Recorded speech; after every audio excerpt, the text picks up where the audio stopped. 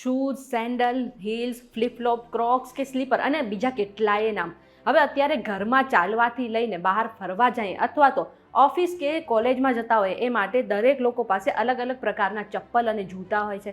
પણ શું તમને એ ખબર છે કે આપણા ભારતમાં એક એવું ગામ આવેલું છે જ્યાંના લોકોએ આજ સુધી જૂતા કે ચપ્પલ પહેર્યા જ નથી અને આ લોકો ખુલ્લા પગે જ રસ્તાઓ પર ચાલે છે. ક્યું છે આવું અનોખું ગામ? ચાલો જાણીએ.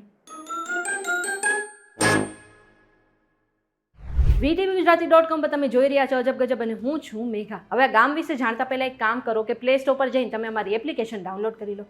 હવે તમે ઘણા એવા ગામ વિશે સાંભળ્યું હશે જ્યાં આજ સુધી વીજળી ના પહોંચી હોય અથવા તો એ ગામમાં ટેકનોલોજી ના પહોંચી હોય. પણ શું તમે ક્યારે એવા ગામ વિશે સાંભળ્યું છે જ્યાંના લોકો પાસે જૂતા ચપ્પલ જ ના હોય? હવે અત્યારે પગની સાર સંભાળ રાખવાના ચક્કરમાં અથવા તો ફેશનના નામે લોકો પાસે અઢળક જૂતા ચપ્પલો હોય છે. પરંતુ આપણા ભારતમાં એક એવું ગામ આવેલું છે જ્યાંના લોકો જૂતા ચપ્પલ પહેરતા જ નથી અને ખુલ્લા પગે રસ્તાઓ પર ચાલે છે. આ ગામ આપણા દક્ષિણ ભારત એટલે કે સાઉથ ઇન્ડિયામાં આવેલું છે. આ ગામનું નામ છે અંદામાન એટલે કે અંદમાન નિકોબાર વાળું અંદમાન નહીં, પરંતુ આ ગામ તમિલનાડુની રાજધાની ચેન્નઈથી આશરે 450 કિલોમીટરના અંતરે આવેલું છે. એવું કહેવાય છે કે આ ગામમાં વૃદ્ધો અને બીમાર લોકો ચપ્પલ પહેરે છે. આ સિવાય કોઈ પણ વ્યક્તિ ચપ્પલ પહેરતું નથી.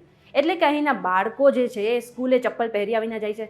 સાથે જ અહીં જે કામ કરતા મજૂરો અને ખેડૂતો છે એ લોકો પણ ચપ્પલ પહેર્યા વિના ખેતરોમાં જાય છે.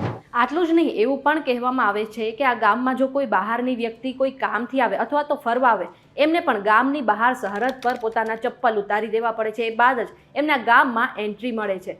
એટલે કે કોઈ પણ ઋતુ હોય, તડકો હોય, શિયાળો હોય કે પછી ચોમાસું હોય, કોઈ પણ ઋતુમાં આ ગામના લોકો ચપ્પલ નથી પહેરતા. પણ પ્રશ્ન એ થાય કે આવું શા માટે? તો એવું કહેવાય છે કે આ ગામની રક્ષા મુથ્યુલમ્મા દેવી દ્વારા કરવામાં આવે છે. એટલે કે આ આખું ગામ મંદિર જેટલું પવિત્ર છે. જે રીતે આપણે મંદિરમાં ચપ્પલ પહેરીને નથી જતા એ રીતે આ ગામમાં પણ કોઈ લોકો ચપ્પલ પહેરીને નથી ફરતા.